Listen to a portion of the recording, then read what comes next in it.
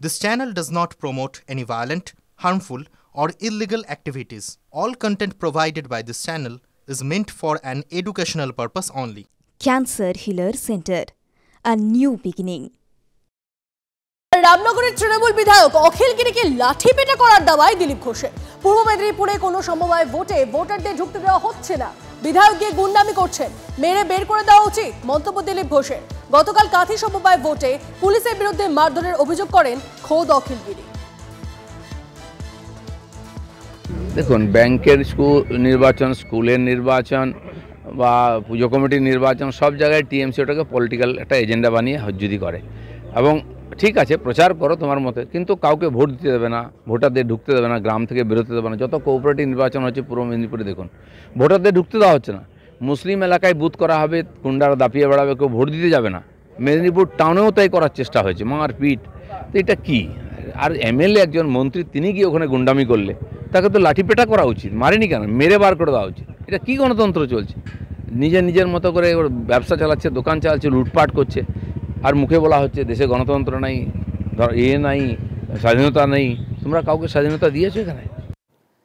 আমরা কথা বলেছিলাম অখিল গিরির ছেলে এবং তৃণমূল নেতা সুপ্রকাশ গিরির সঙ্গে, তিনি কি বলেছেন শুনুন। দিলীপ বাবুর নাম তখন দিলীপ ঘোষ না হয়ে অশ্লীল ঘোষ হওয়া উচিত। তিনি কয়েকদিন আগে যেভাবে অশ্লীল ভাষা ব্যবহার করেছিলেন একটি মেয়ের ওপরে, তাকে বলেছিলেন গলা টিপে দেবো, গাড়ি চালিয়ে দেবো বুকের ওপর দিয়ে। তো দিলীপ ঘোষের কথার উত্তর দিতে হবে, এরকম এখনো সময় আসেনি আমাদের। আর দিলীপ বাবুর হয়তো ভুলে গেছেন যে শুভেন্দুবাবু একবার কাঁথিতে এসেছিলেন, যখন শুভেন্দুবাবু তৃণমূল করতেন, কেমন প্যাঁদানি দিয়েছিল, গাড়ি টাড়ি ভেঙে দিয়েছিল দিলীপ বাবুর। তো আবার তাদের সঙ্গেই ঘর করতে হচ্ছে। দিলীপ ঘোষদের লজ্জা থাকা উচিত যে শুভেন্দুবাবু তো তারা কাঁথিতে এমনভাবে আক্রান্ত হয়েছিলেন, ছুটে পালিয়ে যেতে হয়েছিল। তো সেই দিলীপ ঘোষ এখন শুভেন্দুবাবুর সঙ্গে মিটিং করেন, মিছিল করেন। তো এদের কোনো রাজনৈতিক কোনো নেই, অস্তিত্ব নেই পশ্চিমবাংলায়। যাকে পাচ্ছেন তাকে নিয়ে এসব করছেন।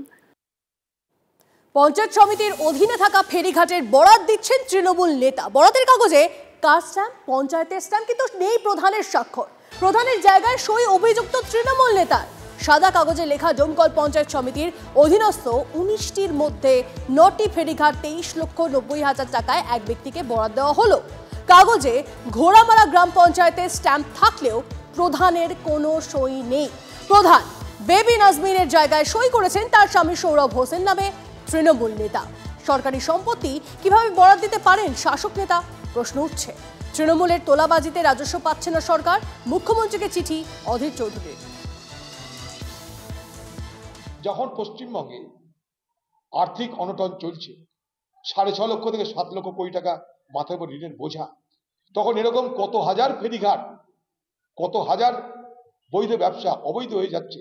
এবং অবৈধ করার পিছনে একটা সক্রিয় চক্র জড়িত, যে সক্রিয় চক্র তো অবৈধ বাণিজ্য করে নিজেদের পকেটকে ভরাচ্ছে। তাদের ব্যাপারে বাংলার মুখ্যমন্ত্রী সজাগ হয়। এই দেখুন, আপনারা যেটা বলছেন এরকম কোনো কাগজ কোনো কিছু আমার দেখা নেই। তবে অবশ্যই প্রধানের সিল ইউজ করে প্রধানেরই সাইন করা উচিত, বা অন্য কেউ না যদি হয়ে থাকে। আর যেটা বলছেন এরকম প্রধান, তো যেহেতু এটা পঞ্চায়েত সমিতির অ্যাসেট প্রপার্টি, তো ওখানে প্রধানের তো কোনো ভূমিকা আসতেই পারে না। এটা তো প্রধানের কথা না। আমি যদিও দেখি নাই কি আছে, কোন কাগজ, দেখলে আরও ভালো বলতে পারবো। কিছু কিছু জায়গায় হাইকোর্টের কারণে, সুবিধাদেশ থাকার কারণে, এইরকম হসপিটালও আছে এরকম জবরদখল করে দোকান চলছে সব, তাদেরকে লিজ দিয়ে গেছে কোন মহিলা সমিতির নামে, কোন অমুক সমিতির নামে, কোন তমুক সমিতির নামে সব লিজ দিয়ে গেছে। আজীবনকালের 30 বছরের লিজ, 50 বছরের লিজ, এই সিপিএম জমানায় বা কংগ্রেসই যখন জেলা পরিষদ তখন এগুলো দেওয়া ছিল, এখনো সেগুলো চলছে। তা হাইকোর্টের কেস মিটলে নিশ্চিতভাবে এগুলো সব আবার অকশন হবে বা টেন্ডার হবে, যা পদ্ধতি। এখানকার জেলা শাসক আছেন, দক্ষ জেলা পরিষদ, নিশ্চিতভাবে জেলা শাসক সে বিষয়ে দৃষ্টি নিশ্চয়ই দেবে। এটা বিড অফিসে এলাও হবে না কোথায় হবে? পঞ্চায়েত সমিতির ঘাট, সেটা কেসে চলছে। সেটা আমার তো দূরে থাক, আমার বাবার ক্ষমতা নাই দেওয়া কাউকে লিজ। যেহেতু কোর্ট এই ম্যাটারটা দেখছে বিষয়টা, তা আমি কারো গায়ে কাদা লাগাতে যাচ্ছি না। আমি পরিষ্কার, আমি যেটা লিগ্যাল আইন হয় সেই আইনে আমি হাঁটব।